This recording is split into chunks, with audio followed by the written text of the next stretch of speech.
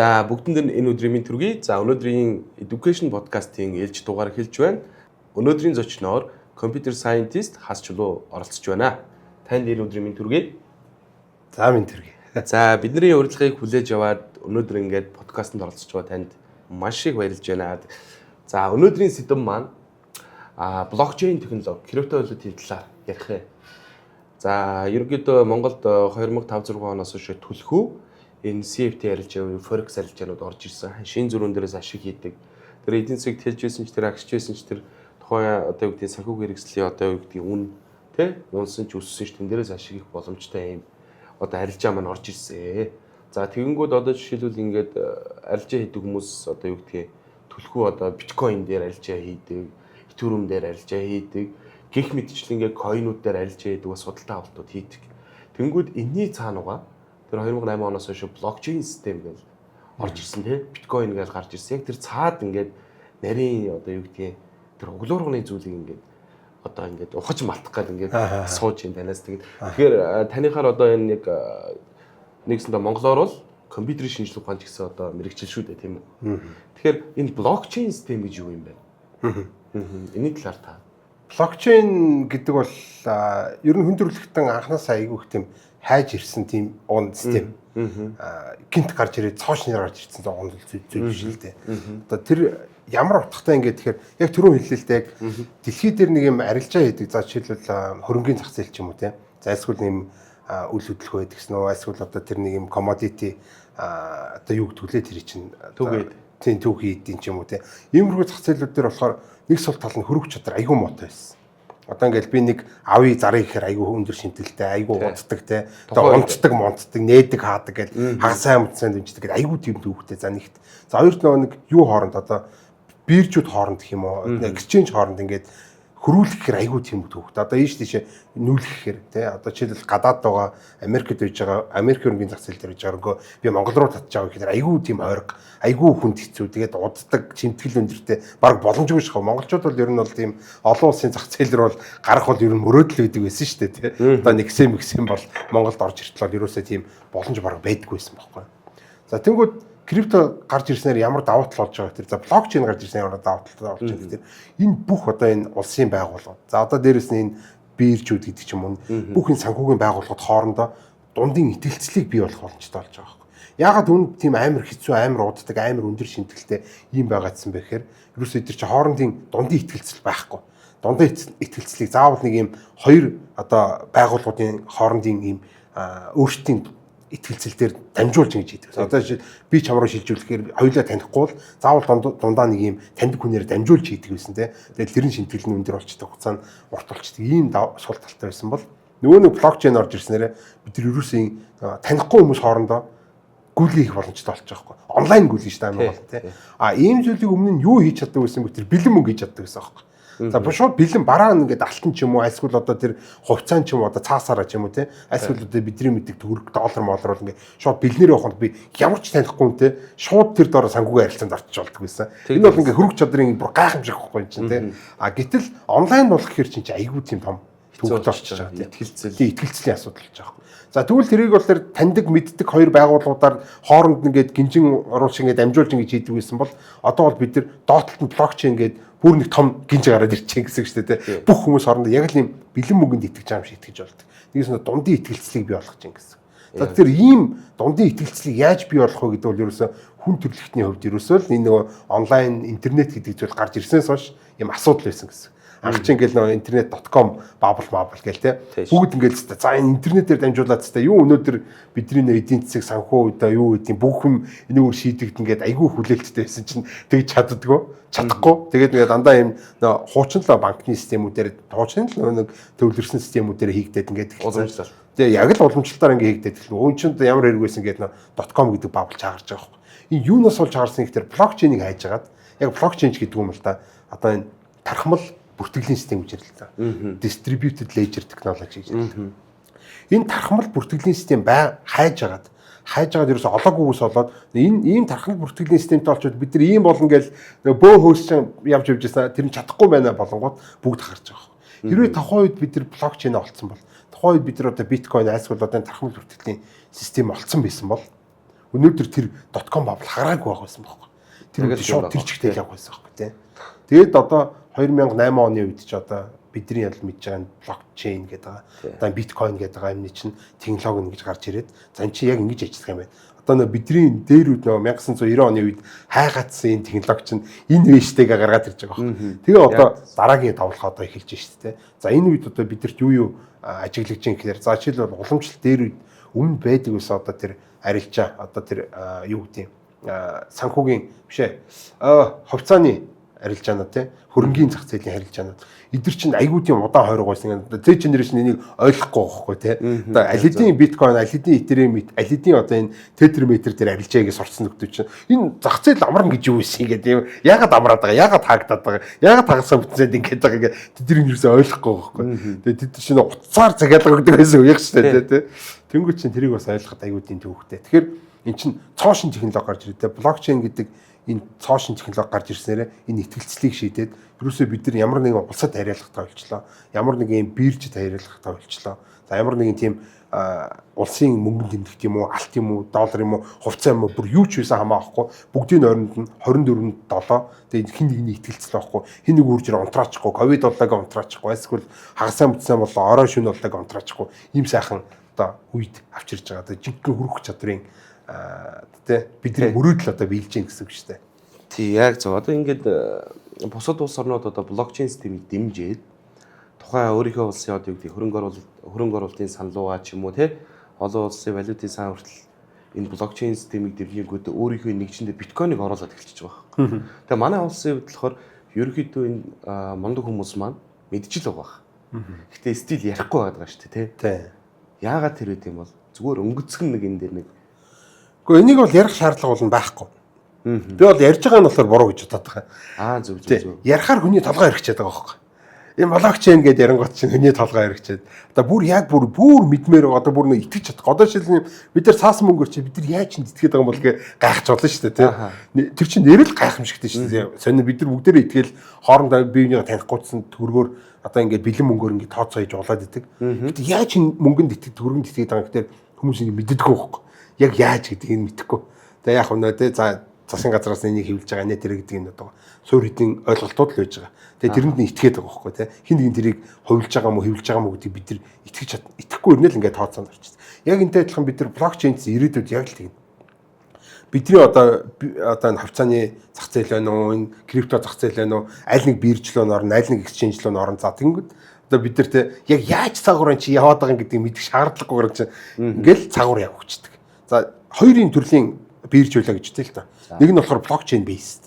За нөгөөд нь болохоор одоо уламжлалт гэдэг ч юм уу тийм. Ийм хоёр бирж явах юм бол энэ хоёр шууд мэддэг байхгүй. Хоёулын дээр нь би данс нэгээл хоёул дээр нь арилжаа хийгээл хоёулангаас мөнгөө татах ч юм уу эсвэл та өөр бирж лөө юм withdrawal хийх гээд оролдонгууд шууд тэндээс бүх юм мэддэг байхгүй. За ингээд удах юм байна. За ингээд шимтгэлийг авах юм байна гэж бөө юм болд юм байна гэж зүгээр л ядчил би ингээд хувцас авч зархад л тэнд чинь мангар их тийм удаан нэг шүн болж байгаад ажиллахгүй эсвэл нөгөө нэг шимтгэл юмтгэл зүгээр би аваа зараад ашиг хэмээр авах чинь тэн дээр чинь тэр болгон дээр нь 1%, 2% ийм шимтгэл яваад хахаар чи юу хөрөх чадвар байтгаа чинь бүр юм зүгийн бол шиг удаан ийм зунгаарлцсан муухай болчихж байгаа байхгүй эдийн засгийн нэр. Уул нь бол ингээд бидний бодлоор бол нэг яг 8 шарга дээр шиг тийм валюта авчаад гэсэн ингээд дундаас нь шиг ингээд байхгүй тийм. Яг эдийн засгийн нэг юм л байгаа юм л та тийм. Цус авахгүй тийм. Цус ингээд сайн эргэлж байгаа юм бол бид нар илүү эрүүл байх байсан чинь ингээд цус өтгөрчгөр яадаг үл бид чинь үхэнгээ алддаг шүү дээ тийм. Тэгж жагаад эртний тэр системүүд бол бүгдээрээ бие биендээ итгэж чадахгүй. Энэ яг яачих бол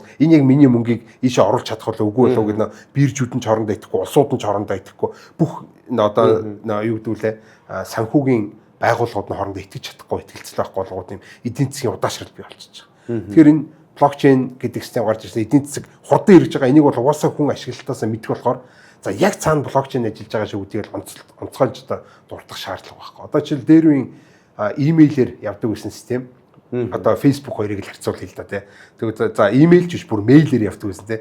Цахим биш одоо шуудангаар явуулдаг гэсэн. Ийм системүүд бол маш удаан, маш их хөрөнгө мөнгө цаасан гэж шаарддаг байсан бол одоо өнөөдөр бид нар имэйлээр эсвэл Facebook-оор бол интернет ашиглаад ингээд маш хурдан асуудлыг шийдчихдэг. Энэ одоо жишээл Gmail, одоо Facebook гэдэг компаниуд бид нар интернет ашигладаг энэ гэж өөрсдөө хэлэхгүй байхгүй тий. Тэрийг ашиглахаар угаасаа болж байгаа тий. Илүү хурдан байгаа. Тэгэхээр бүгдээрээ л энийг сонгоно. Яг тэрнтэй л хоёр бирж хийж хагаад нэг нь блокчейнийг ашиглаж байгаа, нэг нь ашиглахгүй байлаа гэхэд бүгдээрээ блокчейнийг ашигладаг л байна.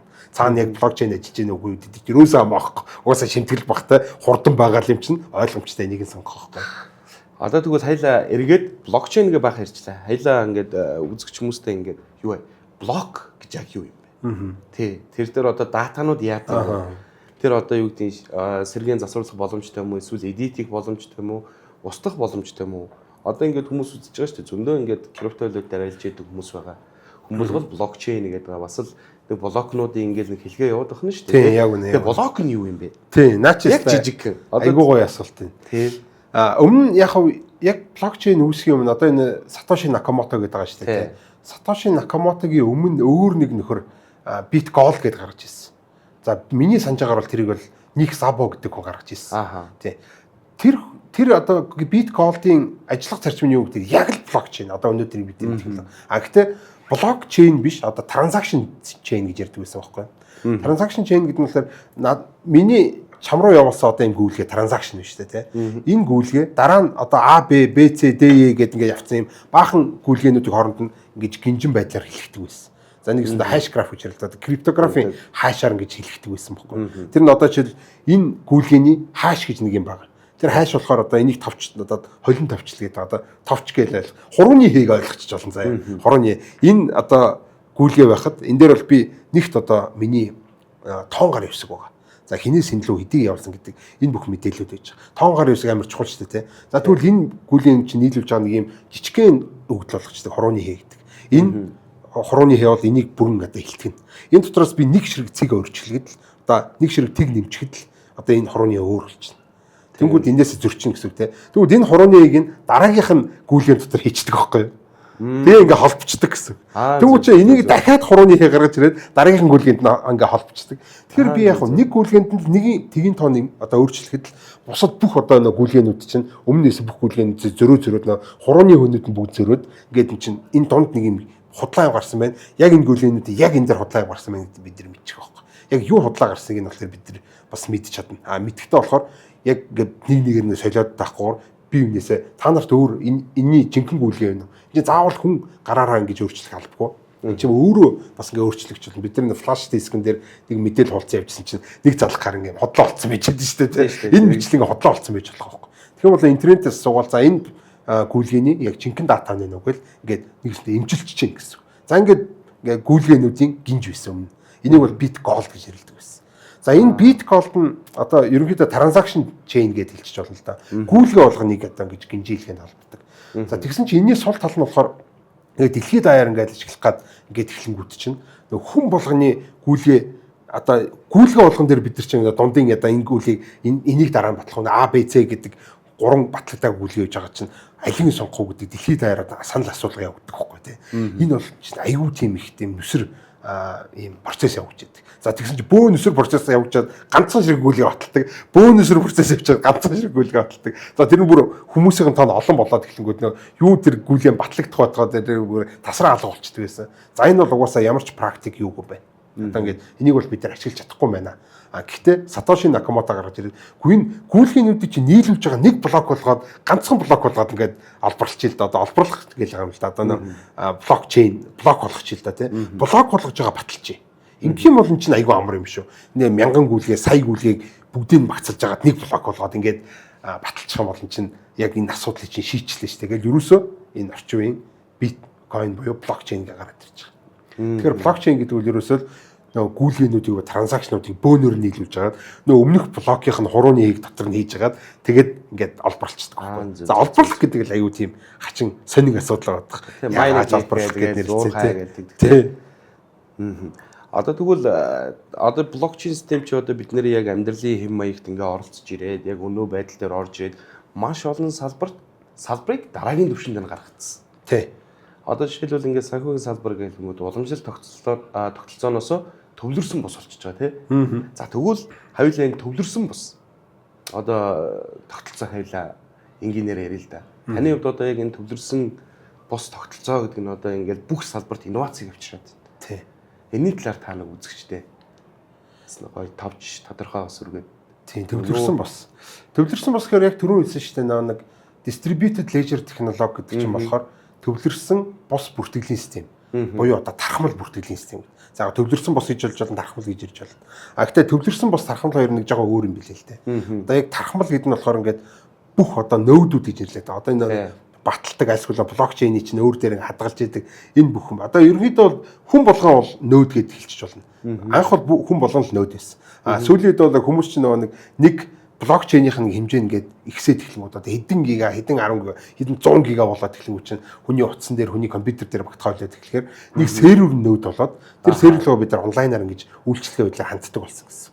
За тэгэхээр энэ серверүүд бол одоо өнөөдөр бол нөөдүүд. Одоо тухайн блокчейнийг хадгалж идэг. Хоёр талаар тухайн бас олборлолт нь оролцож иж болно энэ нөөд. За тэгэхээр энэ нөөд болгон өөр өөрчлөн гэсэн тус тусдаа хэрэгтэй хүмүүс нь л тархамал. Гэхдээ яг сая одоо бид нар нэг тэгж хэрэгжилж ингэж онлайнаар бид нар одоо ингээ гар утсан дотроо онлайнаар ингэж гүйл. Одоо жишээлбэл Binance гэдэг ч юм уу те, эсвэл XM гэдэг ч юм уу те. Энэ компаниуд чи юу хийж яах вэ гэхээр нөөд болчихж байгаа байхгүй. Өөр өөртөө нөөд болоо. Тэгээд сервер асаагаад тэр нөөдтэй хүмүүсийг холбогдох боломжийг нээгдэх чинь гэсэн. За энэ бол одоо төвлөрсөн бос гэсэн. Одоо жижигхэн төвлөрлөөд байгаа гэсэн шүү дээ те. Одоо яг ингээд нэг том төвлөрсөн биш, жижигхэн төвлөрлөөд. Тархамал гэдэг нь бүр тэр чигтээ бүгд ингээд тархацсан бүгд өөр өөрсдийн ижилдэг ширхтээ иймэрхүү ахыг бол яг тархамал гэж байна. Одоо хэлээд тэгвэл энгийн жишээ авъя л да. Өмнө нь одоо жишээлбэл ингээд блокчейн системийн ингээд давуу талууд маш их байгаад байгаа. За тэрний нэг нь гэхэд бол одоо юу гэдгийг ямар нэгэн зүйлийн дор одоо юу гэдгийг хараа хяналтаас бол ингээд гараа авчиж байгаа шүү дээ. Одоо бидний дата гэхтэл одоо жишээлбэл хүсвэл нэг байгууллага ч юм уу шууд авах боломжтой. Санхүүгийн мэдээллийг шууд авах боломжтой. Тэнгүүд хэрвээ бид нар блокчейн системийг ашигладаг бол тэр боломж. Ингэж ойлгож болох уу? Наа ч болохоор нэг жоохон эсэргээрээ. Блокчейн гэдэг бол эн чинь бүгд нээлттэй юм шилэн. Яг нэг одоо биднийг хамгаалж байгаа зүйл бол тэр нэр нь байхгүй.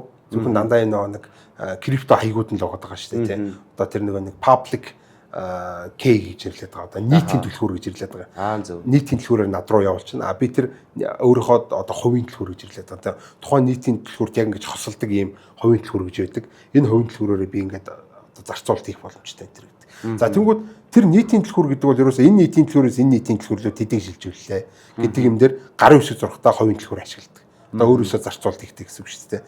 Тэгэхээр энэ мэдээлэл бүгдээрээ нээлттэй байж байна. За хэрвээ хоёулаа нэг санхүүгийн биткойн дээр одоо блокчейн дээр санхүүгийн харилцаанд орлоо гэж бодъё л та. Тэгин бол чи одоо би чиний бүх мэдээллийг бүх өмнөх хуулгыг харах боломжтой болж байгаа юм. Энэ бол өөрөө нэгтлийн одоо нэг сул тал. Энэ яагаад одоо сул тал болж байгааг тэр одоо бизнесийн байгууллагууд бол чинь санхүүгийн орлогын мэдээлэл тэр хуулга моолог гэдэг чинь одоо тэр зүүн хувь хүн ч хэцүү байхгүй одоо би амар баян хүн байж болно шүү дээ. Тэгэл нэг нөхрөөс ингээ бохи авсан чинь нөгөө нөхөр энэ аюулгүй баян хүн байна гэдэг намайг одоо дээрэмт гэж оролдож болно. Миний одоо хувийн аюулгүй байдал хүртэл ингээ зам хийл бий болж байгаа байхгүй тий. Тэгэхээр эн чинь эмзэг мэдээлэл гэсэн үг. Энэ эмзэг мэдээлэл бол ингээ нээлттэй bijдэг. За энэ бол яг нэг юм олон улсын хоорондын харилцаа одоо санхүүгийн харилцаанд орох эсвэл биерч хоорондын санхүүгийн харилцаанд ороход бол зайлшгүй бас ийм ил байж ах хэвээр байж болно л та. Энийг бол ингээд аргалах зөндөө арга. Одоо жишээл би олон данстай байж болно.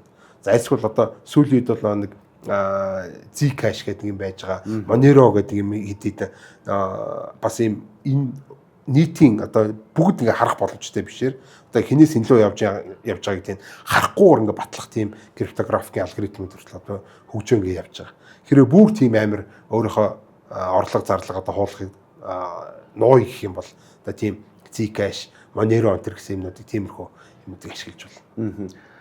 Одоо тэр одоо блокчейний одоо бүр ингээд давуу талууд бол ингээд сүүлийн одоо хэдэн сэрийн хугацаанд маш их одоо юу гэдгийг те одоо хүн төрөлхтөнд хэрэгтэй зүйлсүүдийг ингээд нээгээд байгаа байхгүй. Одоо жишээлбэл өнгөрсөн 4-5 сард бол нөө аль нэг сард нь одоо Robinhood одоо тэр банк одоо санхүүгийн салбарт нээлт хийчихэж байгаа шүү дээ.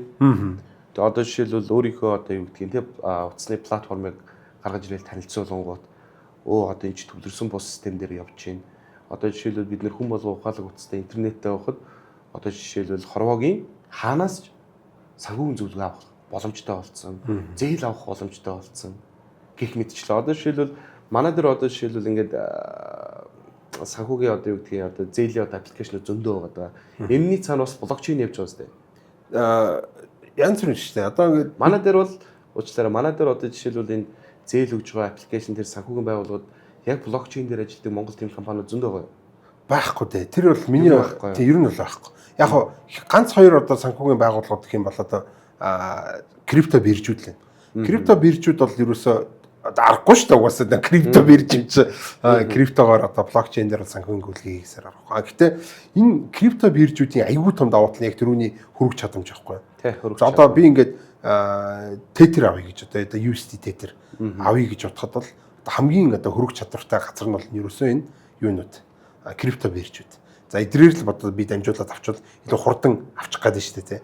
Тэгэхгүй болохоор чи одоо ингээд би ингээд хаан сайхан би фэйсбүүкээ сайн гэх юм бол би нөгөө хүн чи төрүүлж хэлжвэл би төрүүлж хэлжвэл талын шилжүүл тэргээ хайчих юм болоо би энэ хоёр дууссан шүү дээ.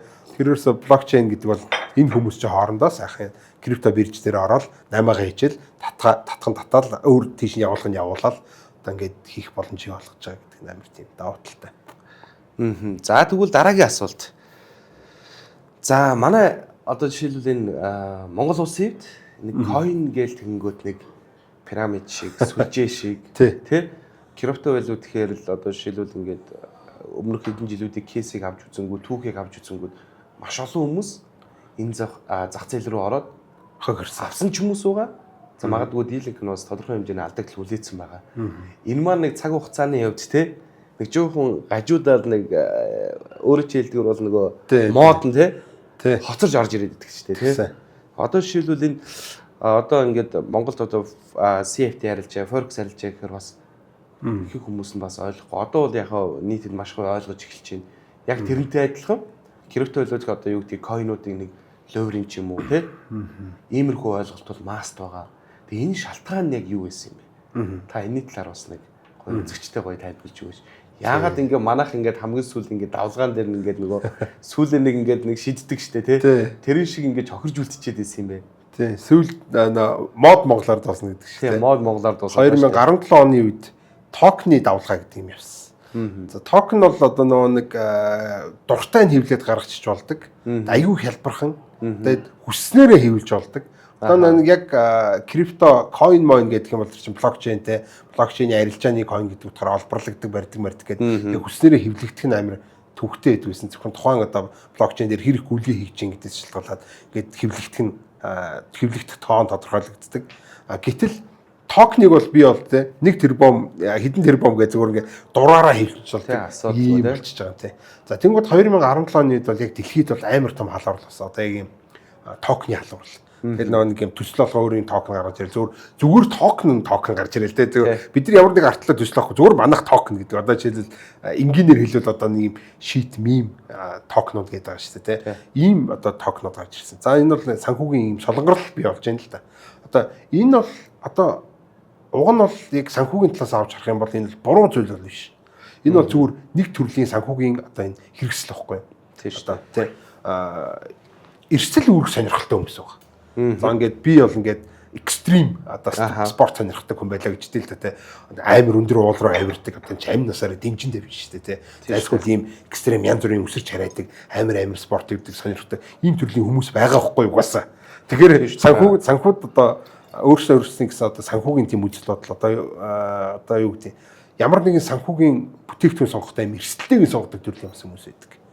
За այսгүй нөгөө талаас хангалттай ингээд санхүүг солонгоруулахын тулд бидэрчсэн ер нь бол тодорхой хувь хэмжээгийн ийм эрсдэлтэй зүйл рүү оруулж явах хэрэгтэй байдаг. Ер нь бол яг эрүүл санхүүгийн талаас бол тий. Үгүй бол энийг бол алдагдсан боломж юу? Одоо нөгөө нэг хин гэдэг доож моож гээл койнууд ч болоо амар өсөөл амар унаал ингээд явж байгаа чи бид нар наа чи шийтгээ хайж болохгүй байхгүй. Эндээс чи бид нар бас нэг тодорхой хэмжээний боломж алдаад байна шүү дээ тий.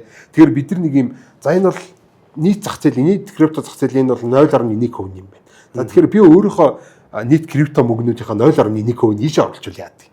Тэгээд хаягдвал хаягдана л үгүй бол үгүй л өсөөл өсчин л гэд яг өсгөөд болох юм бол тэд чи одоо нийт тэр 0.1 утга 10% хүртэл ингээд босгоод ирдэг ч юм уу иймэрхүү боломжуудыг гаргаж ирж байгаа болохоор бид нар тийшээ бас оруулах хэрэгтэй байдаг юм байна. Гэтэл манай Монголд болсон зүйл нь бол тэр юу гэхээр бүх юм аваад авчиж байгаа байхгүй. Байраа зараад машина зараад энэ чинь бүх өндөөл нэг сагсан тэгээд хадгалж ирсэн бүх мөнгнүүдээ бүгдээр ингээд аваачаад тийш ингээд ад цоройд хийчихэж байгаа. За тэгэхээр чи энэ дээр чи асуудал үүсэн шүү дээ. Ойлгомжтой. Энэ чинь амар эрсдэлтэй юм баг чинь. бидний санхүүгийн нэгт мэдлэг амар муу байгаа байхгүй. Хоёрт нь шунал ихтэй байгаа тийм. Энэ чинь бас айжим ингээд удаан хугацааны хөрөнгө оруулалтуудыг хийгээ явах хэрэгтэй байтал тодорхой хувийг л эрсдэлт ингээд зарцуулах хэрэгтэй байсан чинь нийт мөнгө аваачаад эрсдэлт зарцуулчаад тэгээ тэр чигтээ унангууд нь ингээд хараагаад зүхээд ингээд буруутчих байгаа гэсэн. За эндээс бол мэдээ сургамж авч байгаа гэж одоо би найдаж байна. Нөгөө талаас нь энэ чинь бас зохицуулах гэж аягүй их оролцсон. За зохицуулах гэж оролцохоор за давуу тал сул тал байна л да. Сул тал гэхээр одоо тэр хүмүүс ингээд яг тэ одоо би ч хэлвэл тэ нэг юм хідэн шит койн бас авмаар шүү дээ тэ. Шит койны чинь нэг давуу тал нь болохоор дуртаараа өсч болдог байхгүй юу? Ягаад тэр нэг юмд баригдаагүй байгаад шүү дээ тэ. Гэхдээ сул тал нь дуртаагаар онж болдог. Гэхдээ би бас нэг юм экстрим хөрөнгө оруулагч ялаа гэж бодвол нэг өөрийнхөө нэг 1% хөрөнгийг бол тэ тийшээ хийцэн ингээ хүлээгээ суужсэн чинь том байгууллагууд гарч ирээ. За энэ бол болохгүй. Энэ бол ингэнэ гэж зохицуулалтууд ингээд хийгээд эхлэнгүүд нөгөө нэг зах зээл чинь гаднаас нь манипуляц ороод ирж байгаа байхгүй. За ингээ манипуляц ороод ирэхдээ нөгөө миний ингээ хүлээж исэн нөгөө хүлээл байхгүй болгочих. За нөгөө талаас бас энэ нэг юм тодорхой нэг юм 100 одоо амжилтгүй төсөл. За 100 төслөөлөө гэхэд нэг юм 99 амжилтгүй бол нэг нь одоо амжилттай болох хэрэгтэй байсан төсөл те. Унны эрэхтэй бол хэрвээ хулхиуд нь байхгүйс одоо нэг юм 80% бүр анханасаа хулх байсан байлаа гэж тэл та бүр ингээ явж тийм жигнэсээ төсөл байхгүй бүр анханаас л өөрийн шилж таагаад чинь бид нар бол өнөөдөр тэр нэг хуулийн төвшөнд ингэж зохицуулах боломж байхгүй байгаа болохоор ингээд энийг тухайн үед нь зохицуулж чадаагүй. Гэтэл тэр 80% байхгүй нөгөө 20% байсан бол энэ 20% нь амжилт олох байсан ч гэж магадгүй. Гэтэл арт иргэдийн нэг юм санаа сэтгэл чинь тэр чигтээ за энэ бол өөр юм байна гэдэг тал руу болчихоор хинч өөрсдийн гэсэн мундаг төслөөлөө гээд coin гэдэг, token гэдэг нөгөө нэг крипто гэдэг нэрийнхаа доор дарагдаад ингээд алга болчихж байгаа. Харин тэгээд байгаа тий. Тэгэхээр миний ярих гээд байгаа юм болохоор яг тэр байхгүй. Энэ ерөөсө крипто гэдэг блокчейн гэдэг яг шаардлагагүй гэсэн. Ерөөсөө хэрвээ та нарын бизнесийн юг чинь асуудлыг шийдэж чадчихлаа бол битгий блокчейн гэж яар. Битгий крипто гэж яар. Зүгээр л хайчих. Тэр бол мас юм ингээд нэг бас нэг бага ойлголттой байгаад байгаа шүү дээ. Угаасаа л энэ чи цаг хугацаа өнгөрөх тусам энэ хиймэл оюун ухаан энэ ажилтны 5 дугаар уусгал гэдэг шиг төвлөрсөн бус болж байгаа гэдэг шиг жилд ойролцоогоор 25 сая токен ингээл явж байна. Одоо шинээр бий болж байна. Тэнцэнээс ингээл зах зээл дээр амьд үлдэж байгаа 25 мянга гээл те. Тэгээ энэ дунд чинь бас алдаа оноотой бас нэмэх асуулттай зүйлүүд байгаа шүү дээ. Тэгэхээр тэр таны хэлдэг санаа их гоё юм аа. Заавал тэрийг яриад шаардлагагүй. Одоо нэг таны бас нэг өөр нэг подкастн дээр орж ирсэн автобусны картны нэг юу гэдэг шүү дээ. Жишээ. Тэгээ одоо жишээлбэл тэр ингээд төлбөр тооцоогоо хийгээл явж л байгаа. Цаана нугаа тэр нэг далд имийг бас мэдж яах юм бэ. Тийм. Болоод ах чинь. Тийм болоод ах чинь тий. Яг үнэ тий. Тэр автобусны карт чинь бас өөр айгуу тийм мундаг зүйлтэй уг нь бол. Одоо ер нь хараад хат бол за Солонгос, Япон энэ ч гэсэн байж л дээ. Автобусны картаар өөр жижигхэн конвенц ороод ингээд тооцоо хийгээ явчих болдог. Энд чинь өөрөө санхүүг айгуу хөөрхөн систем болж байгаа байхгүй. Энэ өөрөө энэ карт гэж өөрөө крипто систем байхгүй уг нь бол. Одоо бидний крипто хитвч болж болно гэсэн.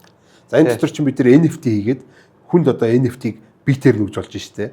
Одоо имэдэ өвөөдөө те ийм крипто NFT одоо өгье гэж бодох юм бол имэ та утсан дээрээ гэхээр имэ дуцсахгүй гэж хэлэхээр чи хэзээ шүү дээ тий. Тэгэхээр чин заамаа имэ та энэ картыг авдрандаа хийчээ гэж тэгэхэд энэ ч болчих жоох. Энд чин дотор нөө private key нээж байгаа, нөө крипто нээж байгаа, digital signature бүх юм нээж байгаа. За тэгэхээр энэ дотор бол би дотор биткойн хийж болно. Одоо тэр бүх крипто зүйлүүдийг хийж болно, NFT-г хийж болно. За түрүүний одоо тэр U-money энэ гэдэг байгаа шүү дээ тий. Автобусныхаа мөнгийг хийчих болно. За бүр сайн ярих юм бол одоо нэг EMV chip гэдэг одоо манай банкны картууд ч тийм. Дэлхийд хариуж байгаа энэ чип картууд чи бүгдээрээ EMV гэдэг чип картууд бүгдээрээ бас дотроо мөнгө хийх боломжтой байдаг офлайн. Энэ офлайн мөнгийг одоо $100 хүртэл ч юм уу те. Энийг бид нар онгоцон дотор явж байхдаа ч юм уу интернетгүй те бид нар гүйлгээ тооцоо хийх боломжтой байдаг. Ийм вижиттэй те. Тэгээд энийг бол хятад бас ашиглаад байгаа л да. Уг нь бол бас ингээд ийм карттай ERMB гэж хэрлээд байгаа. Шууд уцруу дад тэр чи интернет байхгүй айгүй их газар байж байдаг. За уулан дээр ч юм уу те одоо тэр Гималай уулан дээр байгаа нөхдүүд ч юм бол интернет байхгүй. За тэгвэл тэд нар банкны үйлчлэг авмаар байдаг. Тэгээ банкны үйлчлэг авч чадахгүй болохоор эдийн засгийн удаашрал одоо нэг гүйлгээ тооцоо хийж болохгүй болчиход шүү дээ. Тэгвэл одоо тийшээ ч аялж олчлоо очие гэхээр гүйлгээ тооцооны механизм байхгүй болохоор яаж хийх нь мэддэхгүй. Ингээд хэцэг хангаж чадахгүй. Тий. Тэгээд офлайнаар ийм банкны үйлчлэг өгдөг. Ийм карт мартаар бол хийчих болдог. Тэр карт гэдэг бол бас ингээд крипто ер нь бол блокчейний зах зээл дээр бол айгүй тийм мундаг технологи байгаад идэг. А энийг бол бас хүн заавал мэдэх шаардлага байхгүй. За энэ дотор бол ингээд те ийм private key байгаа. Энэ дотор ийм wallet байгаа. Тэр гэж хэлэх шаардлага байхгүй те. Энэ бол мөнгө гээл өчөд болохгүй юм чинь те. Сайн хадгалаараа би наадгасаа те. Уус цаас бидний өргөөрэй те. Ингээд барьж байгаа юм бол хүмүүс аягүй сайн хадгалдаг байхгүй. Энэ чинь болохгүй гэдэг те. Утас муцсаахан болон ч уцтайгаа зүг хайчдаг. Тэгээ нэг хэрэг нэг тоод гिचгүй нууц үг гэдэгтэй адилхан л нөгөө нууц үгээ марччихээ гэж явждаг. Санаа. Эндээс нэг тийм сонин содон асуулт орж иж байна л да надад. Тэгээд тэр нь юу юм бэ гэхээр бүх зүйл ингээд бас ховсаад ингээд хөгжиж байгаа түрүү хэлсэн те ажил дээрийн 5 дугаар эпизод гэдэг шиг. Тэнгүүд одоо жишээлбэл ингээд хоёулангийн гитэмс сурж яхад за бидний аав ээж бол тийм л бодолтой байсан ш нь хүүхдээ нэг сайхан дээд боловсрол олгочих те чадчихвэл нэг сайхан нэг ажил оронгуутнаас байр одоо юу гэдгийг машин одоо дөхүүлээд өгье гэдэг ч юм уу тийм болгочихсанаа гэдэг нь манай аав ээжүүдийн ингээл бодол байсан. Хөрөнгө ингэж үлдээдэг. За тэнгууд одоо үед өөр болчлаа л да. Одоо ингээл чи өрхөтэй ч юм уу одоо юу гэдгийг хэн нэг одоо өрхөтэй би өрхөтэй ч юм ингээд хөрөнгө үлдээг бол яг саяны хэлдгээр тийм шүү дээ. Карт. Тий. Яг үнэ. Тэнгууд энийг би яг энэ жишээн дээр яах вэ? Энд мөнгө байгаа шүү гээл өгчих юм. Тий. Би одоо нэг жоохон дүүнертэй нэг юм юу хүүхдийн баярын бэлэг өгөх гээд. Тэгээ бас одоо тэр чинь хүүхдүүдэд шууд одоо бас ингээд бэлэн мөнгө өгөхгүйгээр бас юм сонирхолтой юм өгье гэж бодоод. Гэхдээ тэр үед бол нэг карт дотор хийх надад технологи нь байгаагүй. Тэр чинь бас нэг картаа худалдаж аавна. Тэр чинь бас нэг blank CD DVD гэдэг шиг blank карт авах хэрэгтэй. Тэгжээж би дотор нь wallet-ийнхаа application шаарна. За ингээд private key үүсгэн. За тэрэн лугаа deposit хийн гэдэг ч юм уу. Иймэрхүү асуудлууд их. Гэтэл нэг cold wallet-ууд, paper wallet-ууд гэж байгаа гэдэг тийм. Цаасан дээр аваачаад нэг QR код хэвлээл л. Энэ бол private key. Тэгээ нэг юм нугалч нь гадна талд нь public key, дотор талд нь ингээд дэлгэнгүүд private key. Ингээ болоо. За ингээд над дотор чинь одоо тэдний ширхэг BNB байгаа шүү гэл ингээд бэлгэлчихэж байгаа байхгүй. Дараа нь би тэгээд юу яах юм бол дахиж нэг бэлэг өгье гэх юм бол зүгээр тэр данслуул хийчихэд болно. Одоо нэг заавал дахиж цаас ивлээд байгаа шаардлага байхгүй. За дотор нь хийчих. Нөгөө нэг цаасан дотор бол тэр цаас гадуур нэг сайхан скотчт бол нэг өнгөт принтерээр хэвлэлсэн юм чинь нэг дээрээс нэг ус гоожол байхгүй болно шүү дээ. Тийм шүү. Одоо баг стайлаа тий. Тэгэхээр одоо бас л яг л цаагаараа юу хэлээд байна вэ гэхээр бас бүх юм хөгжөөл тий. Одоо жишээлбэл ингээд би дүүдээ ч юм уу одоо хож үдээ юм үлдээ гэвэл бас нэг QR код ч юм уу тий бас нэг visa эсвэл нэг slide одоо юу гэдгийг тий public key-тэй юм үлдээ болохоор байгаа шүү тий. Бас нэг сонирхолтой жишээ нөх юм бол би бас яг ингээд доотлогоо том болцсон дүүдээ л тий. Төрсөө өдрөөр нь бэлэг өгч ирсэн. Гэхдээ тэр бэлэг нь болохоор юм бодит бэлэг биш.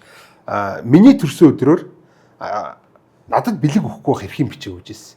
Гэхдээ тэрийг NFT болгоод тэгээ нэг юу гэж яддаг л да одоо айгүй тийм алдартай жишээ үү нөө юу гэдэг чинь салфетикэн дээр ингээд биччихдэг IOU гэж ирэлдэг. Одоо юу гэдэг вэ? Towel, paper towel IOU гэдэг баха. За ингээд би ингээд пивний мөнгө болцсон. Тэгээ би чамаас пивний мөнгө авах та би чамд нэг ширхэг пивний өртөө оллоо гэдэг IOU гэдэг би чамд өртөө оллоо гэдгийг бичиг үлдээд нэг зүгээр салфетикэн дээр шүү дээ тэр баарн дотор байсан. Тэгэл мага өгчөж байгаа. Чи тэрүүгээр өссөн үедээ надаас тэрүүгээр одоо пив авахулж болно гэсэн үг. Яг энтэй адилхан ингээд салфетикэн дээр бичээд ахтаа ингээд төрсөн өдрөөр бэлэг өгөхгүй байх хэрхэн бичгээ гээд салфетикэн дээр чи ингээд зургийг аваад тэгээд нэг euro OpenSea гэдэг NFT үйлдвэрлэдэг юм л өгчөж байгаа байхгүй.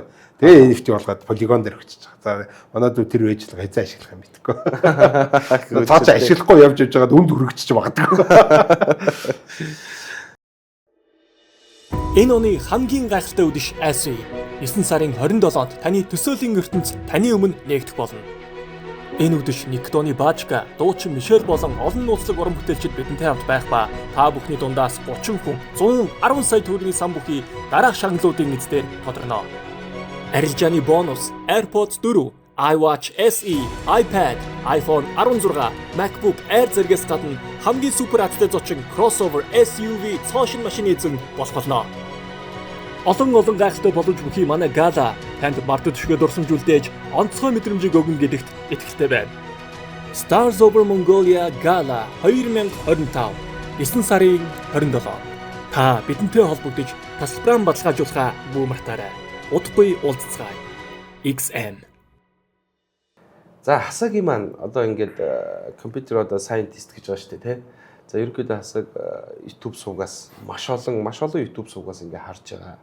За бид төр чи одоо гитэмсийн нэг ангийнх байгаа шүү дээ тий. 18 оны элсэлт. За тэгэнгүүт өдөр тутмын гоё амьдралын юм яаж тэр бүгдийг хийгээд дим бэ? Одоо од мөндөр дээр гихтэл одоо ингээд өдөрт хичнээн дугаар ингээл явж байгаа чинь хоёлаа ингээд өнгөрсөн нэг сар гарангийн өмнө таарахад бас л айгүй өндөр концептууд ярьсан тийм контентын одоо юу гэдгийг зохиолуудтай явж яана гэл тэгэнгүүт ингээд асаагийн маань ингээд подкастуудыг харангууд яаж амжуултын гэмээр маш олон зүйлүүдийг хийгээд байгаа байхгүй. Тэгэхээр нэг энэ талаас нэг амьдралын хэм маяг талаасаа тэр цагийн одоо менежмент талаасаа ерөнхийдөө 7 хоногийн ч юм уу те энэ одоо подкасттай үед ч юм уу энэ судалгааны ажилтны үед хэрхэн одоо цагийн менежмент хийдэг вэ? Бас өдрийн хэрхэн одоо юу гэдгийг те өнгөрүүлдэг вэ? Бас чөлөө цагаараа бас юу гэдэг вэ? Ямар гоё асуулт юм чи. Жинхэнэ асуугаасаа гэж бодож байсан асуулт цаачлаа. Энгийнээр гоё те. За би ч өөрөө бас үндсэн ажилтай одоо яг манай үндсэн ажил болохоор яг тийм хиймэл оюухан робот чиглэлийн тиймэрхүү ажил гэдэг байхгүй.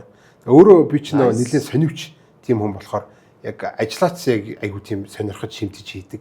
Айгу гой ажлууд. Тэр чинь нэг хүнийг сорж байгаа байхгүй те. За ингээд гинт хиймэл оюухан ороод ирэнгүүт чи. За би хиймэл оюуханыг анхнаасаа судлыг сонирхъя гэж бодож ирсэн. Даа ч цаг хугацаанд гардаг. За тэнгууд чи одоо надад ингээд цаг хугацаа гаргадаг гэж байгаа байхгүй. Тэ цалинтай цаг хугацаа. Тэгэл би тэрийг чинь амар дортой судалж штэ тэ. Ваа ямар гоё юм бэ гэж. За ингээд судалж байгаа надаа нөгөө нэг энийг чинь хуваалцмаар санагдав бас. Ямар гоё юм бэ? Энийг бас ингээд хүмүүс мэдээсэ гэдэг.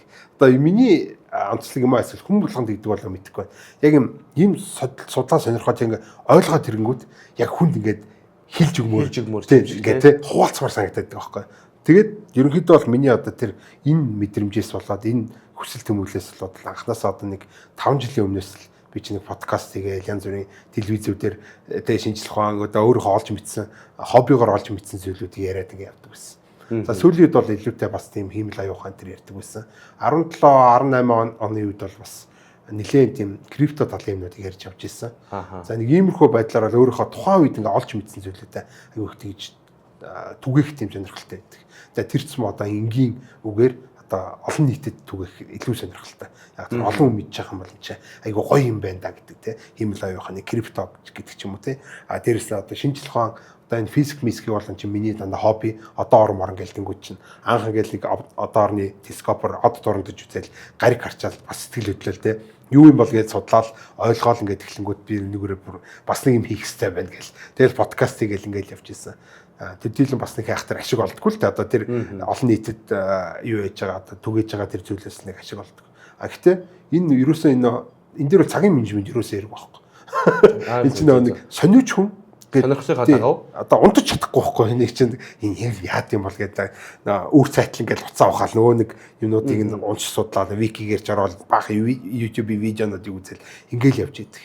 За тэгэхээр чинь болохоор энэ дээр бол ямар нэгэн одоо бараг л эсэргээр өөрийнхөө компанид би гайхаж байгаа тийм энэ яагаад ийм гоё зүйл надаар одоо би ч нөгөө нэг цалингуутс энийг судлаад сонирхоод ингээд байж идэг зүйлийг маань судал сонирхсан юм төлөө баг ингээд цалин өгöd байгаа нь болохоор надаа амар гоё байгаад байгаа байхгүй тий. Танай компанийнхаа сонсчул яах вэ? Сайн яриаг компанийн тийм шүү дээ. Одоо энэ чинь яг л үнэн юм чинь тий.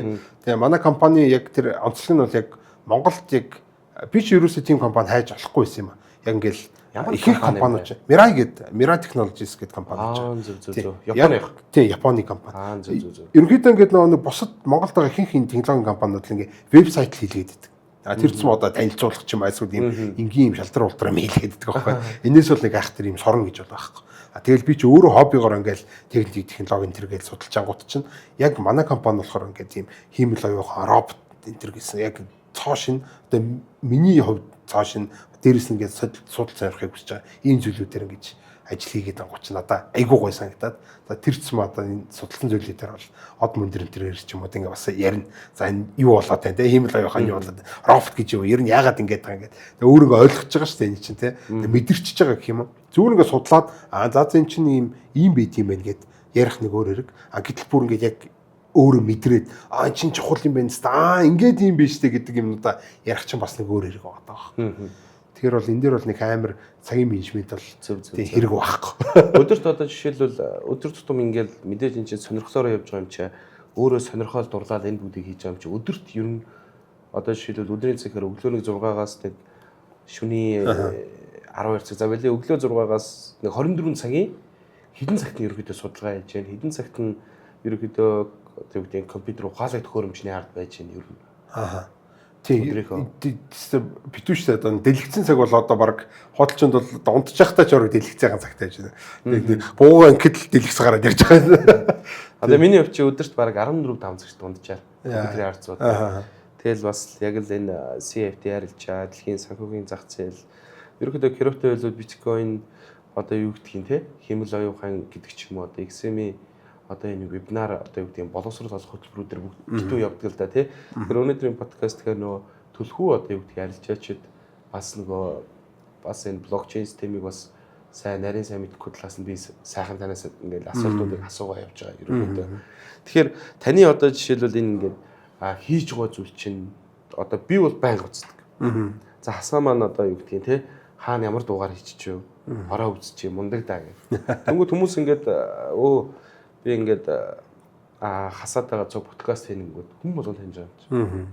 Тэр тусмаа яг шинжлэх ухаан суурьтай хүмүүс, сонирхдаг хүмүүс.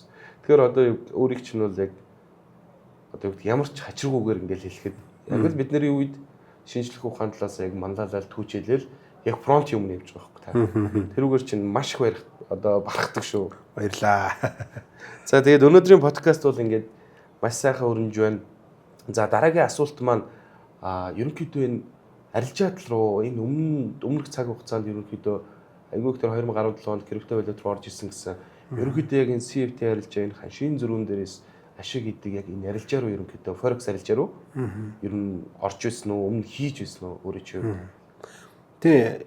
Ер нь крипто за биткойн хөдөлж авъя гэдгээр нь чинь өөрийн гэсэн бас нэг арилжааны төрөл шүү дээ тий. За спот ч гэсэн бас нэг арилжаа шүү дээ. Спот хүн шүү дээ гэдэг шиг тий. Тэгээ яг нь арилжаачид илүүтэй нөгөө нэг хөшүүрхтэй тал руугаа илүү сонирхолтой байдаг юм шиг. Одоо бас л нэг төрлийн нэг юм спорт шүү дээ тий. Нэг экстрим маягийн тий спорт болж байгаа хөшүүрг нь ихсэгдсэн. Гэхдээ үнээрхтээ сайн бодоод үзэх юм бол ер нь бол өнөөдөр хүн болгол хөшүүрхтэй арилжаанд оролцож байгаа.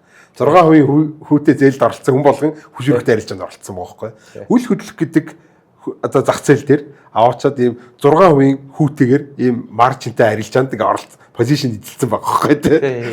Тэр позиц дотор амьдраад байна шүү дээ. Ерөөсөө яг бол.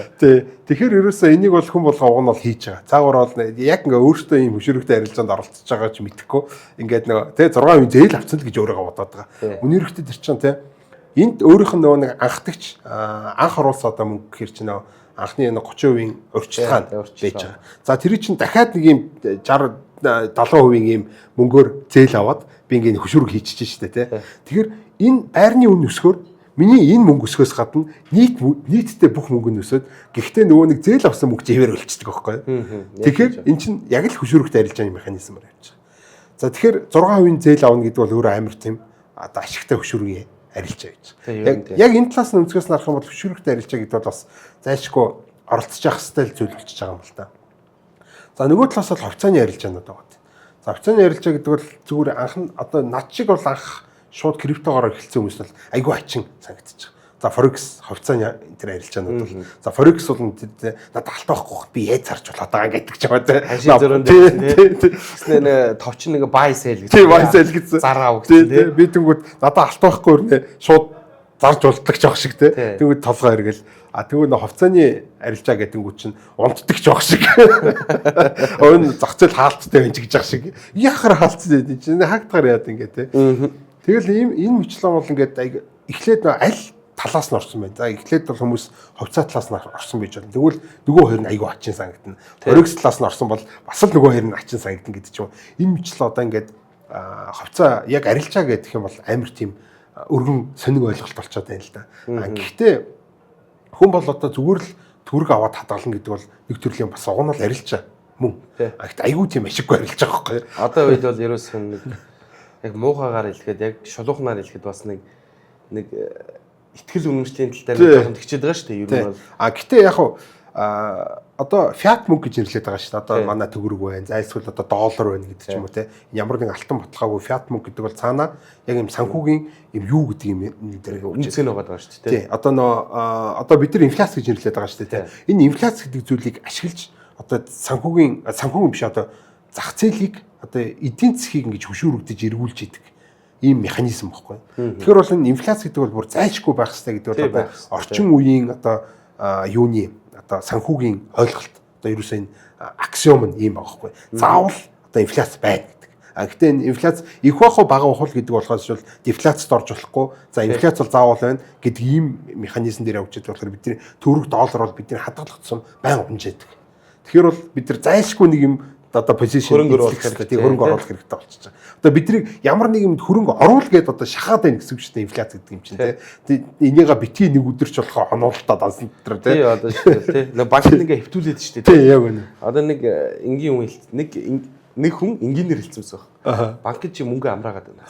Зүгээр өөр хөдөл ажиллуулч ааштай тий. Яг үнэ тий. Амраагаад байгаа. Амрахаараа тэр чинь сулдаад ингээм яарад байгаа. Яарад байгаа. Одоо жишээлбэл ингээд одоо юу гэдгийг манай арилжааны банкуудын ингээд хугацаатай хадгаламжийн хүү байгаа дунджаар 13% дээр байх.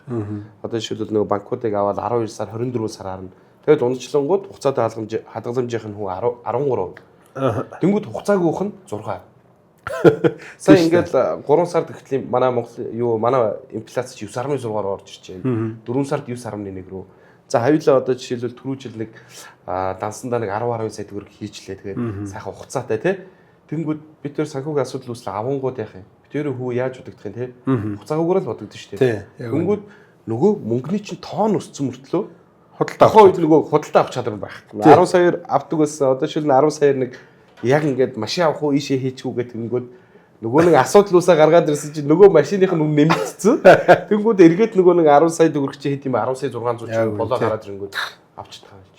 Тэгээ санхүү мэдлэг дутуугаас л болж байна л да. Одоо их мөнгө хийчихэнгүүтээ хүүгээр нь амьдрын чигж байгаа шидэр чи тэр хүү чин инфляцаа яаж даая гэж ах чин тэрийг чин аваад хэрэглээд ин гэж тэр чи зүгээр мөнгөө л авч хэрэглэж байгаатай адилхан шүү дээ тий. Тэгэхээр ерөөсөө энэ бол аюу буруу. Тэр цалин буулаа. За би тэр төгрөгийг аль болох одоо ингээд тансан дотор удаан байх гол нэг юм худалдаж авах хэрэгтэй бол. За юуруу хөрөнгө оруулах уу гэдэг амар том асуудлууд гарч ирнэ. За тэгэхээр одоо нэгт одоо за яг хөө анхалж одоо тийм арилжаа хийж байгаа анхалж юм хөрөнгө оруулж байгаа хүмүүст бол хамгийн одоо чухал зүйл бол солонгоруулалт гэдэг байгаа шүү дээ тий. За бүх төгрөгөөр авч болохгүй нь ойлгомжтой тий. Бүх төгрөгөөр бүх юм авч болохгүй. За энэ бол нэг хамгийн энгийн дүрм одоо тий. Бага мөнгө авах юм бол ядч л тал нь төгрөгөөр үлдэх хэрэгтэй. За тэгээд тал нь болохоор одоо ямар нэг юм л оруулах хэрэгтэй. За юу руу оруулах вэ гэх юм бол би өөрийнхөө дуртай юм л оруулж байна. За би юу хэрэглэж чинь гэдгээс оруулж байна. За одоо жишээл би Apple хэрэглэж байгаа бол Apple руу оруулж байна. Хувьцаар нь оруулж болно тий. За альсгүй одоо би биткойн сонирхож байгаа бол ирээдүйд алан гэж итгэл өмшил байх юм бол би биткойн авч болно. Нэгсэнд одоо өөрөөх нэг хоббитэй болсон л гэж төсөлчихгүй тий. Би нэг хоббитэй бол цавцаа цуглуулдаг. Альсгүй ийм крипто койн цуглуулдаг. Ийм хүн болсон гэдэг. Альсгүй алт цуглуулдаг ийм хүн гэж бодох юм бол цуглуулдаг хүмүүс хоббитэй хүмүүс бол үнэн дээр нь анхаарал ерөөсө хандуулдаг байхгүй. Урт хугацааны өгөөжөнд яна анхаарлаа хандуулдаг. Өгөөж нь ч баг анхаарлаа хандуулахгүй зүгээр надад 10 ширхэг биткойн байгаа. Надад 10 ширхэг одоо Apple хувьцаа байгаа гэдэгт нь л анхаарлаа хандуул. Тэрээс бол энэ яг зах зээл дээр ямар үнэтэй байна гэдэг. Тэгсэн чинь бүр хямдарчгүй бүр баярлна. Дахиад авчихна. Өө энэ чи ямар гоё юм бэ? Хямдрал зарлцлаа шүү дээ гэдэг очино. Америкт авдаг яг үлээд чи алдагдлаа ороод улаанд ороод шүү. Тий, өмнөх нь алдагдлал орно. Гэхдээ надад ч нөгөө нэг би хоббигоор цуглуулж байгаа юм чинь тэрний үнэ хамаа авахгүй. Надад 10 ширхэг байгаа. Бүр 10 ширхэгтэй болсон. Үн дунгууд өөдөө дахиад нэмээд авчиг гэдэг ингээд. Энийг болохоор би хамгийн энгийнээр бол ингэж ингүүл одоо яг анхалж одоо тэр хөрөнгө оруулж байгаа хүмүүст бол ингэж зөвлөмөр санагдтыг. За яг dollar cost average гэл нэг юм талчдаг арга байгаад байдаг шүү дээ. Яг тэрнтэй адилхан одоо rebalance гэдэг нэг арга байгаа. Тэр нь болохоор за нийт мөнгө за бүх хөрөнгөө төгрөгөөр үнэлье гэж бодъё л да тий. Тэгэх юм бол за цалинчаа орж ирлээ. Тал хуваар нь ямар нэг юм аав. За тэр талынхаа талаар нь үл хөдлөх авдаг гэсэн үү, талаар нь юу авдаг гэсэн ингээд цалингаа ингээд хувирлж одоо нэг гэсэн портфолио гэж нэрлэдэг байгаа шүү дээ. За тэр портфолиогоор би 50% нь үл хөдлөх байна. За тэр үлдснийх нь 20% нэг юм хувьцаа байна. Тэрний үлдснийх нь одоо нэг юм 10% нь алт байна. За бүр жоохон өсөх үлдсэн крипто байна гэдэг ингээд ийм портфолио гаргасан байлаа гэж хэлдэг л да. Өөрийнхөө портфолиогоо л үүсгэх гэдэг шүү дээ. Тэг яг үнэн тий. За тэнгуү чинь за надад нэг бахан төгрөг өгч байна. Энэ төгрөг бол байнга байна гэдэг одоо ойлголттой байх хэрэгтэй. Гэхдээ за нэг сарын дараа дахиад цалин болоо гэж хэлдэг л дээ. Тэгээд дахиад бүгдээр ингэ төгрөгөөр үнэлье. За тэгсэн чинь нөгөө нэг хөрөнгөд чи их болоод төгрөг нь багассан байлаа гэж хэлдэг. Тэгвэл хөрөнгийн үн ихссэн байна гэсэн үг байна. Үн ихссэн үед бол авахаас аль болох татгалцах үүднээс төгрөглөөгөө тийч. За тэгэхээр энэ хоёр чинь ингэ тэнцэж штэ тий. За жоох илүү гарцыг ингээд байх юм бол хөрөнгөлөдлөгөө хуваагаад ич. За дахиад ингэ баланслчих. Яг л нөгөө нэг портфолиогийнхоо хувиа барьчих штэ тий.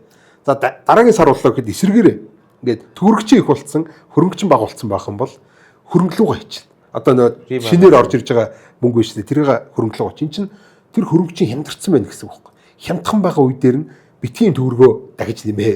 Одоо тэр хямдхан байгаа үе дээр нь дахиад нөгөө хөрөнгөөд авчих. Тэр чинь дараа нь ийм болох үед чинь илүү үнэтэй болно шүү дээ. Гэх байдлаар ингээд ерөөсөө одоо байгаа зүйлүүдээ ийш нь хооч хийхгүйгээр нэгэсэндээ огт зарлалт хийхгүйгээр ингээд иймэрхүү байдлаар явчихвал. За энэ бол зүгээр энгийн одоо спот арилжаа шиг л одоо би юм цуглуулад байна шүү дээ. За нөгөө талд нь бас нэг юм эрсдэлтэй гэдэг. Одоо тэр нь болохоор одоо тэр шит коин руу хөрөнгө оруулж болно те маш жоохон мөнгөөр шит коин руу оруулж. Айлсгүй одоо түрүүний нэг хөшүүрэгтэй арилж байна.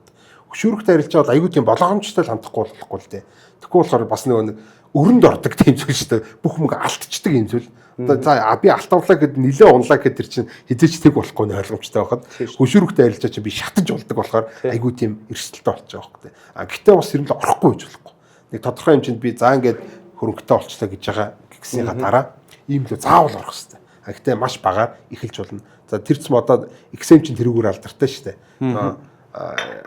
Юу paper wallet үүсгэж хагаад одоо нөө туршилтын арилжаа хийж болж байна те. За би өөрийгөө хэр арилжаа хийж гэдгээ тийм демод ингээд арилжаа гэдэг бас өөрөөх нь хэдэн сар хараад өөрийнхөө сэтгэл хөдлөлийг хардаг ч юм уу те. Иймэрхүү байдлаар бүр ингээд ашиг болоод байх юм бол бас хийж болно шүү дээ. Бүр бүтлгүүтэй байх юм бол яах юм бэ те. Нэг жоохон бүр жоохныг хийгээд иймэрхүү байдлаар. Одоо манай дээр ингээд барах ч одоо жишээлбэл дэлхий дээр одоо 69 мянган брокер байгаа. Нэгс нь санхүүгийн байгууллага шүү дээ. Тэгээ манай XM болохоор эхний одоо юу гэдэг топ 5-д. За заримдаа 2-т орж ирдэг, 3-т орж ирдэг, 1-т орж ирдэг, 4-т 5-т орж ирдэг. Тэр чинь нөгөө тохой улирал сарынхаа үзүүлэлтээр ингээ явждаг. Ямар ч хэлсэн эхний 3-таа ингээ багтааж чигсаал явж лээдэг. За тэгэнгүүт энэ тир нэг дэлхийн одоо дээд түвшний одоо зохицуулалттай брокерууд яадаг вэ гэхээр бас нэг боловсролын стандарттай байх гэдэг шүү дээ. Тир нэг юм те. Тэгэнгүүт дэлхийн хамгийн сүүлийн одоо юу гэдгийг тэр одоо юу гэдэг арилжааны санхүүгийн зах зээлийн стандартын дагуу тэр мэдээллүүдийг өгөө явчихдаг. Хамгийн шинэлэг, хамгийн их өндөр магадлалтай. Тэрийг нь одоо миний хувьд ингэ заагаа явчихдаг заа. Тэгэнгүүт би хүмүүст ерөнхийдөө нэг санал тавьдаг. Ерөнхийдөө эрсдэлгүй. 2005-6 оноос хойш ингээд нуруу ахвалц хүмүүс зөндөө байгаа шүү дээ. Крипто валют руу ч орж ирсэн, NFT арилжаа руу ч орж ирсэн, тодорхой хэмжээний алдагдал хүлээсэн, бас ингээд нэг дотор нэг юм тэгэлцсэн те. Бас нэг гарч чаддгүй, хайж чаддгүй. Тэгэл нэг магадгүй нэг алдагдал хүлээшлээ гэдэг нэг тодорхой хугацааны дараа буцаа ороод шүү дээ. Тэгвэл сайхан яг дэлхийн жишг боловсролыг аваатгаа. 7 хоногт одоо 3 өдөр ороо 18-аас 21 цагийн хугацаанд явдаг. Тэрийгээ манай Демо дээр батлаадах. Юу сурсныгаа батлаадах. Хэрэгжүүлээд туршаадах. 7 хоног үлгээ явна $25,000 шагналын санд. Гоё гоостой. Тэгээ эхний 100 хүн шагналтай. Nice. Тэг ингээд үнгүй боловсрол олгоод тэрийгээ мэдчихэнгүүтээ шууд Демороо орчихно. Тэгээ практик боловсрол. Түнгүү тэнцээ одоо шийдвэл нэгт орсон хүн нь эхний 100 хүн шагналтай. Нэгт орсон $2,000 шагналтай. Тэгээ 1500. Тэр чинь 2000 гэдэг чинь мөнгө шүү дээ. Тэр тэгсэн чинь зөвхөн тэр Демогоор ингээд амьдраад идэх хүн байвал яах вэ? Nice. Нэгт орсон нэг хятад хүн байсан байхгүй. 70 хятадын далбаатай. Хороо харсан чинь зөвхөн Демо тэмцээнээс 44,000 авсан байвал яах вэ? Сайн биш шүү дээ. Тий, ерөөсөө тийч болж байгаа юм тий? Тий. Ямар гоё. Наачсан гоё юм. Тий, тэгэнгүүтээ одоо жишээлбэл манай дээр чинь одоо жишээлбэл ингээд зөндөө одоо сүүлийн 2 жилийн хугацаанд бараг 1000 гаруй хүмүүс хичээл заачиж байгаа хэрэг. Тэгэл нэг зөндөө анх орж ирж байгаа хүмүүс та нар бити ингээд бодит зүйлээр оролдоо. Сурчих, дараа нь баталгааж болчих. Ядаж эхний 100-д 3 удаа орчих. Тэгээд дараа нь та нар яг хав рилээр орох уу яах уу гэдгийг шийдээр байдаг байна. Зөвхөн Демо дээр тийм байна шүү дээ. Тэнгүүд жишээлбэл ингээд $100 байж байгаад одоо юу гэдгийг лайв дансны тэмцээнгүүд 7 хоногийн $100,000. Гэдэг ч юм ийм юмуд байж байгаа. Тэгэхээр одоо жишээлбэл XM-ийн хувьд ч гэсэн ингээд маш олон зүйл ингээд харилцагч хийж. Одоо манай удахгүй гал 9 сарын 27-нд болно. Та ч гэсэн тэн дээр сууж байна. Үндэд зочноор гэдэг шиг тий. Тэгээд сууж байна. За. Ямар ч гэсэн өнөөдрийн подкаст маань маш гоё болж байна. Ерөнхийдөө арилжааны тал руу бас ингээд орж байна. Тэр нэг сонирхол гэж нэг юм байсан шүү дээ тий. Тэр сонирхлоороо би ингээд Эфлийн хувьцаа 10 гээл тий. Тэнгүүд унангуут нь тэр би үнэнд нь ерөөсөө ач холбогдол өгөхгүйгээр тоонд нь ач холбогдол өгöd байгаа шүү дээ. Унчингууд нь бүр аваад идэв. Тэнгүүд тэндээс нэг ингээд бас нэг нөгөө талынх нь ингээд нэг ойлголт гараад ирчихэж байгаа байхгүй. Тэр нь юу гэхээр нэг хүмүүс нэг монголчууд нэг ингээд нэг эерэг талаас нэрвэл ингээд суу хаантан гэлдэгдэг шүү дээ. Жоохон дургуун нүрэнгүүд залтай гэлдэгдэг шүү дээ. Яг тэрнтэй адилхан одоо яг түрүүний яг тэр кейс тэр мэрэгжлийн одоо хөрөнгө оруулагч нар яг тэгээд байгаа. Тийм. Эдийн засгийн уналтыг хүлээждэг. Ерөөсөө тэнд яг бүх юмаа бэлдээл өгчдөг. Тэд нар ч одоо ойрын бараг ингээл за багтаа нэг 3-4 жилийн одоо юу гэдэг эдийн засгийн нөхцөл байдлыг гаргацсан. За нэг дунджаар 10 жилийн гаргацсан. За одоо Монголын үйл хөдлөх хөрөнгөний одоо зах зээл тэгж унах гэтэл мөнгөөс хэвлэлсэн байж байгаа. Тийм шүү. Тэгэл унаал ороод ирэнгүүт пак гэж авчихдаг. Яг үнэ тий. Тэ. Тэр сониуч юуны цаана яг л ийм юу гарч ирж байгаа байхгүй. Яг бэлтцсэн тий. Тэгэл аваад иддэг. Нөө юу гэдэг нь штэ.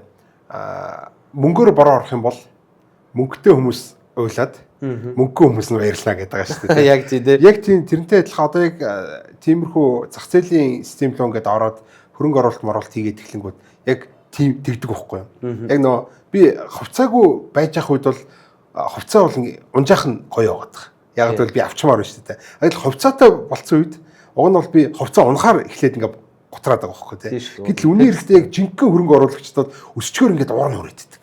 Ягаад тэр чи ингээд авахын эцгүй үнэр үнэтэй болчихоо. Нэгээс нь би ингээд нэг юм машин авах гэсэн чи амар үнэтэй байгаад байгаа бол би тэр чи авмааргүй санагдсан шүү дээ. Ямар ядаргаатай би гоё дуртай машин авмаар байдаг. Гэтэл тэр нь амар үнэтэй болчихоо. Тэгэхээр ингээ унахыг хүлээдэг ч юм уу те. Унсан үед ингээсэн хэдийг авчдаг ч юм уу те. Машиныг ч одоо хэдийг авах нь одоо аашаа. Гэтэ яг иймэрхүү одоо эсэргээр болчихж байгаа байхгүй те. Би нөгөө нэг мөнгөгүй байж байгаа мөнгөөр бороо ороосоо гэж бодож исэн чинь мөнгөтэй болсон чинь битгий бороо ороосоо гэж бодсон шүү дээ те. Ихэнтэй адилхан. Гэт нэгэн тавцаатай болцсон хувцас цуглуулад эхэлсэн үед бол энэ битгий нэг хайх төр өсчөөсэй. Дараагийн цалин буудлыг жоохон энэ үнэ барьчаасаа. Энд л байж байгаасаа гэдэг ингээ те. Ингээл аль болох ахиухан тэр одоо өөрийнхөө дуртай хоббитэй хувцас ингээд цуглуулж байгаа. За одоо биткойн дээр л ярихад бол биткойны өмч бас сүүлийн үед хэвээр нохоо хаш гэж өсөж шүү дээ тий. Одоо нохоо хаш ингэж өсдөхгүй л байгаа л та. Тэгэл ингээл нэг баг багаар ингээл нөгөө хөрөнгө оруулаад ингээд явж исэн чинь одоо би ингээд хөрөнгө оруулахаас ингээд айгаад байгаа байхгүй тий. Ингээд дээшилсэн болохоор ингээд ийш ингээд ингээд үнэтэй олчлаа гэд. Тэгээ ерөнхийдөө тэр компаниудын хувьцааш тэр ямар нэгэн санхүүгийн хэрэгсэл тэр нэг зах зээл тэрх үнэлгээнээс нь илүүтэйгээр үнцэн аваад байгаа. Тэ? Одоо жишээлбэл тэр компани хувьцааныг ингээд энэ төвшөнд байж идэг ядаргаатай өсчлөө гэж тэгж байгаа шүү дээ. Унаа ороод ирэнгүүт нь үнэхээр үнцэн дээр байх юм бол бид нар авах хэрэгтэй байгаа байхгүй тий. Үнэхээр үнцэнгүй байх юм бол хэдүүлээ яах юм тэгээд хаях юм уу эсвэл тэрийгэ заах юм уу гэдэг юм явчаад байгаа шүү дээ. Тэр юуны цаана бол одоо үнцэн үү одоо. За ерөнхийдөө түрүү крипто байлууд талаас ярьсан тэр эрсдэл гэдэг маш гоё зүйлүүд ороод ирж байгаа эрсдэл. Тэгээ үнэхээр одоо юу гэдэг одоо бидний хувьд болохоор ингээд за сүүлийн 35 жил ингээд хөгжөө явж байна. Бусад улс оронтой харьцах юм бол ерөнхийдөө хэдүүлээ гэгээллэг талаас нь ярил манай Монгол улс маш гоё хөгжиж байгаа тийм. Бүр илүү хөгжих бас боломжууд байсан. За хүн болгонд их баг. Гэхдээ одоо жишээлбэл ингээд хүмүүсийн бараг дийлэнгийн хөрөнгө оруулалт гэдэг юмнаас хол цухтаадаг. Тэнгүүд одоо бол харьцангуй одоо жишээлбэл энэ арилжааны маш олон төрлүүд орж ирж байна. За блокчейн технологиуд орж ирж байна. Хэмэл оюун ухаан гэдэг хүмүүс чим ингээд улмал одоо юу гэдгийг одоо тархиндах те тэр knowledge ингээд одоо нэмэгдэхээрээ хөрөнгө оруулалт хийх хэрэгтэй байна. Портфолиогоо үүсгэх юм байна гэдэг мессежүүдийг аваад эхэлчихэж байгаа шүү дээ. Бусдаар бол манайхан чи ерөөсө хөрөнгө оруулалт гэдэг юмнаас маш ол болно шүү дээ. Одоо бид нар ч гэсэн тийм байгаа даа шүү дээ. Тэгээ тэнгууд одоо жишээлбэл тэр дэлхийн одоо ингээд би одоо ингээд вебинарын хажуугаар ингээд кейсүүд ярьдаг байхгүй. За одоо жишээлбэл дэлхийн топ тэр гомтонгууд яаж ингээд санхүү хэрэгчлэн ирсэн. Тэд нар маш олон бүтлгүүтлүүд тэдний амьдралд байдаг. Гэхдээ тэр бүтлгүүд болгон дээр маш их эрсдэл байгаа байхгүй.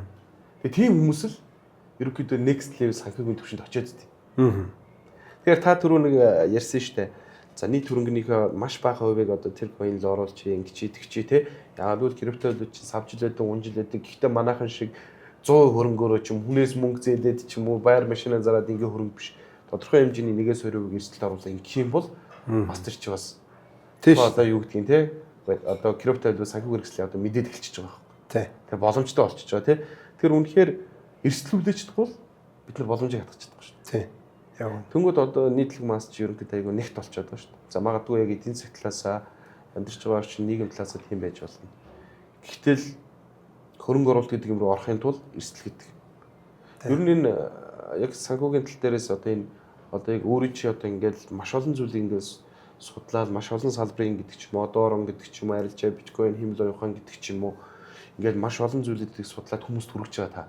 Тэнгүүд асаагаа болохоор энэ эрсдэл гэдэг зүйл таны судалж байгаа бүх юм дээр цуг явж байна. Тэ? Энэ талаас нь яг тийм. Тэнгүүд манайхан ч одоо жишээлбэл яг арилжаа хөрөнгө оруулалт талаасаа эрсдэлтэй ингүүд хойшоо сууцдаг. Тэгээ стил нөгөө нэг урт тормоогоор хойд тормоо гэдэг шиг. Бас нөгөө санхүүгийн нөгөө мэдлэг гэдэг талаасаа нөгөө хэдэн төгрөгөө нөгөө инфляцтай хэдүүлэл тэгээс сууж. Тэгэхээр ингээд таны одоо яг хийж байгаа яг ажил судалж байгаа энэ одоо хүмүүс хүргэж байгаа контентуудын хувьд ерөнхийдөө тэр судалгааны материал дээр яг эрсдэл гэдэг юм байнга явж байгаа юм. Тийм. Эрсдэл гэдэг бол бүх юм дээр байж идэг. Гэхдээ одоо бид нар чинь юуны төлөвлөлтөнд чинь лаг мундаг техник технологитой шинжлэх ухааны мэдлэгтэй болоод энэ дундаас одоо хамгийн чухал мэдлэг бол стратегийн юуны статистикийн мэдлэг, статистикийн шинжлэх ухаан бүр ингээд амар болцсон. За энэ статистикс нь цаашаа физик дээр бол квантын физик гэдэг амар юм болцсон байж. За тэнгуут энэ статистик гэдэг нь өөрөө юу болж байгаа гэхээр бид нар тэр эрсдэл гэдэг юмыг их том өгөгдөл дээр хувьчлаад за аль нь хэдэн үе эрсдэлтэй, аль нь хэдэн үе эрсдэл багтай гэдэг бүх юмнууд ингээ гаргаад ирж байгаа. Тэнгүүд идэрлөө балансалж оруулах нь хамгийн чухал гэдэг. Одоо жишээлбэл одоо би ямар нэгэн амар өндөр эрсдэлтэй зүйл рүү хөрөнгө оруулахгүй байснаар тэр эрсдлийг одоо би хүлээхгүй гэсэн үг биш байхгүй.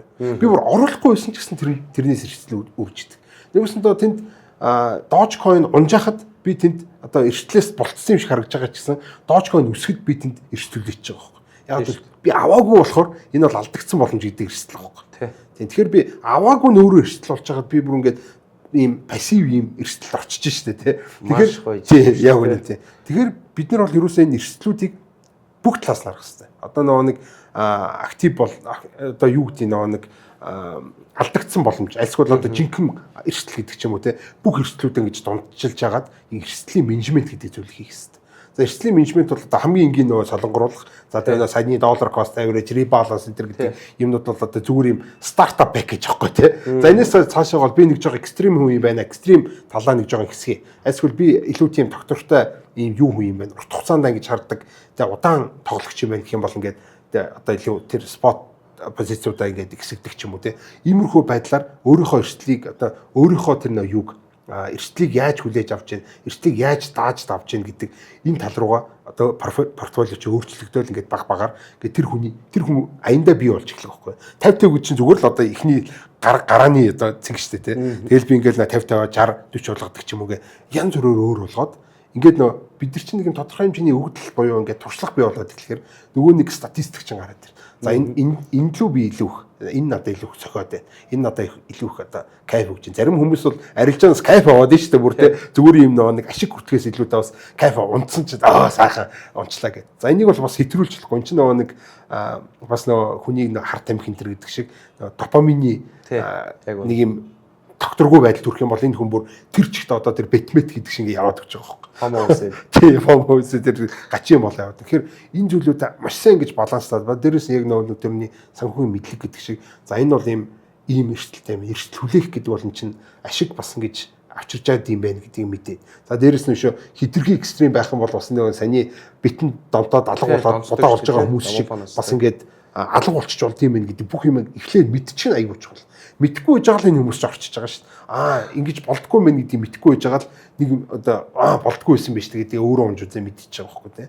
Ухаантай хүн бол бусдын алдаан дээрээс суралцдаг гэдэг шиг л бид нар эхлээд иймэрхүү зүйлүүдээ бусад хүмүүсийн нийт мянган хүний хэдэн ширхэг нь одоо энэ зүйл рүү хөрөнгө оруулалт алдчихээн хэдэн онж гэн гэдэг чинь ингээд ховц одоо магадлаар гараад ирнэ шүү дээ. За энэ бол айгүй бага эрсдэлтэй юм байна. Тэгэхээр би бол ийшээ их мөнгө хийж болох юм байна. Энэ бол айгүй өндөр эрсдэлтэй юм. Тэгэхээр ийшээ хийж болохгүй юм байна биш. Бага л мөнгө хийх юм байна гэдэг нэг ийм л юм байгаад байгаа шүү дээ. Тийм шүү дээ. Одоо жишээлбэл ингээ энгийнээр бол ингээд монголчууд хэлдэг шүү дээ. Өө ингээл амьдрал гэдэг дандаа эрэлтэй бараантай. Тэ даваа нь ухчаатай байдаг. Тэр цагаар бас эрсдэл гэдэг нэг хэлээд байгаа шүү дээ. Тэн дээр бол ерөөсөө магадлалын хөл яваад байгаа шүү дээ. Яг үнэ. Амьдрал дээр. Тэгэхээр одоо жишээлбэл бидний амьдрал ч гэсэн алхам тутамд л ерөөсөө эрсдэл явж байгаа. Бас л магадлалын хөл. Тэнгүүд одоо жишээлбэл энэ байгалийн өгжөөж авдаг гэдэг шиг ингээл зөндөө гой гой ингээл бас нэг лаг ингээ философитой үгнүүд байгаад байгаа шүү дээ. Тэнгүүд энэ арилжаа гэдэг энэ амьдрал дээр санхүүгийн хэрэгслийн төрөв бас л энийг гой магадлалаас нарч болчихж байгаа. Яг үнэ тий. Одоо жишээлбэл би 10 одоо юу гэдгийг хувьцаа авлаа гэж үү. 10 удаа би хувьцаа авах бол за 2-оос 3-т би фейлтнэ. Тий. Тэгээд 7 ашигтай бол за би тодорхой хугацааны дараа юу гэдгийг өгөж авчихна. Арилжаан дээр хүртэл тий. Тийм бол эрсдэл гэдэг зүйлийг одоо жишээлбэл өөрийнхөө яг өөрөө чи хэлдгээр бол за крипто валют руу чи 1-2% гэдэг ч юм уу. За жоохон урт хугацааны өгөөж шүүр нэг ойролцоогоор нэг хөрөнгөнийхөө 10%-ийг нэг 5-6 компани хувьцаараа оруулдаг ч юм. Ингээ гой тарaan байршуулаа ингээ явчих. Тэгвэл эрсдлийг яг магадлалаас нь хүлээгээд авах юм бол нэг гоё юм шиг надад санагдаад байна. Яг үнэ тий. Тэгэхгүй одоо жишээлбэл манайхан ч бас айгүй монголчууд ч бас нэг тийм юу штэ. Нэг гэх юм бол 10-аас нэг 10 зөв байх гал тий 10-аас нэг 10 алдаа байх гэдэг ч юм уу. Хатууд айгүй хатуу хүмүүс байгаа гэдэг ч тий. Тэгэл энэ л ингээ хөрөнгө оруулалт арилжаа чих нь би 10-аас 10 авах хэрэгтэй гэдэг ч юм. Яг үүндээ эцтэй математикийн хуулинд ч тэр тийм магадлал байхгүй байгаа хөрөнгө оруулалт арилжаанд зэр. Яг үнэ. Тэгэхээр энэ талаас нь ингээд би ингээ хардаг байхгүй.